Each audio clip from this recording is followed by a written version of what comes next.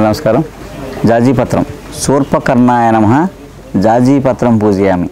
అలా ఆ మంత్రానికి మనం జాజీపత్రి వేయాలి మనం యాక్చువల్గా. సో జాజీపత్రిలో ఉండే ఔషధ గుణాలు ఏంటంటే శూర్పకర్ణాయ నమః. కర్ణ అంటే చెవు. ఆ చెవికి సంబంధించిన జబ్బుల్లో ఈ జాజీపత్రి వాడతారన్నమాట. చెవిపోటు వస్తుంది అనుకోండి, జాజాకు రకం చొక్కలు వేస్తే చెవిపోటు తగ్గిపోతుంది. అలాంటే ఆ మంత్రానికి పత్రికి మన శరీరంలో ఉండే అంగానికి ఒక సంబంధం ఉందన్నమాట. అందుకని 21 పత్రాలకి 21 మంత్రాలు, 21 మంత్రాలకి 21 పత్రాలు, 21 పత్రాలకి శరీరంలో ఉండే 21 అంగాలు అనమాట. ఇలా ఇదంతా ఇంటర్లింక్ అనమాట. ఇదంతా మనకి ఆరోగ్యం కోసం పెట్టిన మన సాంప్రదాయ పండుగలన్నీ కూడా అంతే. అలా ఏంటంటే ఇందులో చాలా ఉపయోగాలు ఉన్నాయి.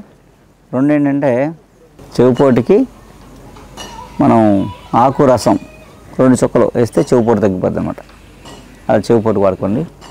రెండవది మందబుద్ధి. ఏం చెప్తారంటే అంటే మైండ్ డల్గా ఉండి ఉన్నారనుకోండి, మందబుద్ధి అంటాం మామూలుగా. అంటే కొంచెం యాక్టివ్గా లేకపోతే మందబుద్ధిగా ఉన్నారా అంటాం. అలాంటి వాళ్ళకి ఈ సన్నజాజి పువ్వులు వాసన చూపించారనుకుంటే రోజుని ఆ మైండ్ యాక్టివ్ అయ్యి మందబుద్ధి పోతట. అలా ఏంటంటే అందుకే అలాంటి మొక్కలన్నీ మన ఇంట్లో పెరట్లో పెంచుకోవడానికి, లేదా పూజకు వాడడానికో, తల్లో పెట్టుకోవడానికో ఇలా రకరకాల మాట. ఎందుకంటే ఉంటే వాసన చూస్తాం కదా, పీలుస్తాం కదా. ఇలా పీల్చడం వల్ల మనం అంత షార్ప్గా ఉండేవాళ్ళం అప్పుడు. ఇప్పుడు ఏంటంటే మనం కాంక్రీట్ జంగిల్లోకి వెళ్ళిపోయాం.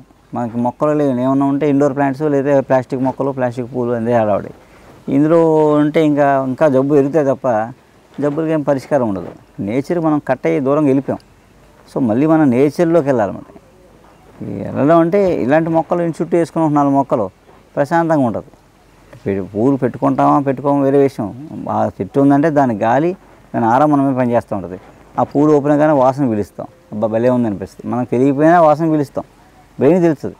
సో అలా ఏంటంటే వీటి వల్ల మనకి శరీరము, మనస్సు, బుద్ధి అన్నీ కంట్రోల్లో ఉంటాయన్నమాట. అంటే ఈ మొక్కలు పెంచుకోవడం వల్ల, ఇంటి చుట్టూ వేసుకోవడం వల్ల అది మనకి గార్డెనింగ్ అంటే అలాంటి గార్డెనింగ్ ఉండాలన్నమాట.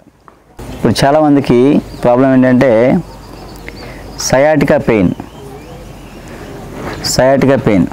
ఇక్కడ మామూలుగా గృహస్త్రీ వాతం అంటారు. సయాటిక్ నెర్వ్ ఉంటుంది. ఆ నెర్వ్ ప్రాబ్లం వల్ల అదంతా అక్కడి నుంచి నడు నుంచి బొట్టనల దాకా కాలు లాగేస్తుంటుంది. లేదా మామూలుగా కూడా డిస్క్ బల్జీ అయ్యి నరం కంప్రెస్ అయిపోయి ఆ నరం అంతా లాగేస్తుంటుంది. అదేంటంటే నడు నుంచి కాళ్ళు ఎవరికైతే లాగుతున్నాయో వాళ్ళకి ఏం చేయాలంటే ఈ ఫార్ములా ఏంటంటే సన్నజాజి ఆకులు 100 గ్రాములు,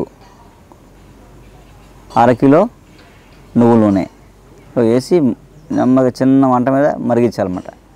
మరిగించి వడపోసుకొని ఆ ఆయిల్ వెన్నుపూసకి రాస్తే, వెన్నుపూసకి కాలుకి రాసుకున్నారనుకోండి, ఈ సయాటిక్ పెయిన్ తగ్గుతుంది. రోజు ఒక 40 డేస్ బాగా వెన్నుకు బాగా మద్దన చేస్తే ఆయిల్ సయాటిక్ పెయిన్ తగ్గిపోతుంది. సన్నజాజి పువ్వులు, ఈ వినాయక పత్రిలో ఇదొకటి జాజీ పత్రం, అందులో సన్నజాజి పువ్వులు ఉంటాయి. ఈ పూలు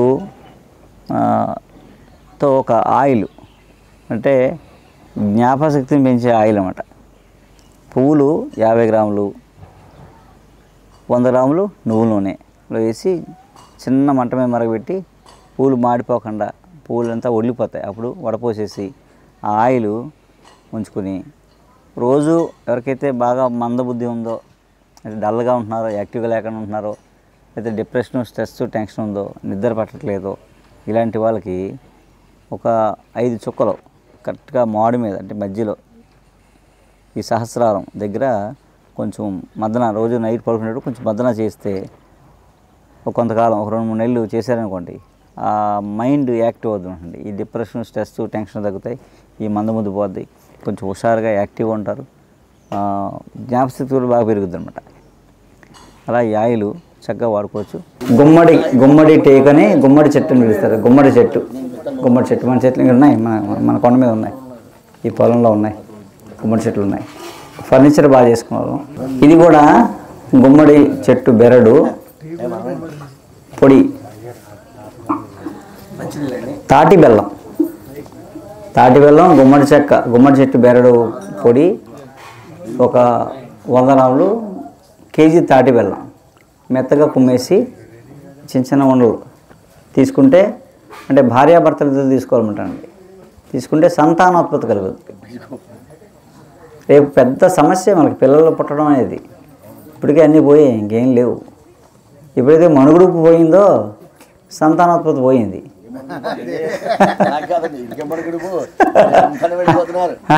హనీమూన్లో ఎక్కువైపోయి కొద్ది ఇంకెవరికి పిల్లలు పుట్టరు. అలా ఇంక యాంత్రికంగా పిల్లల్ని పుట్టించుకోవాలంటాడు. ఆడు మిషన్లాగా ఉంటాడు, మన్నీ మిషన్లాగా చదువుతాడు. అలా దానికన్నా ఒక రూపాయలు కొనుక్కోండి నయం. ఎక్కువ మాట్లాడితే చిప్పు తీసేస్తాం, పడి ఉంటుంది. ఓకే. ఓం నమో భగవతే మహాసుదర్శన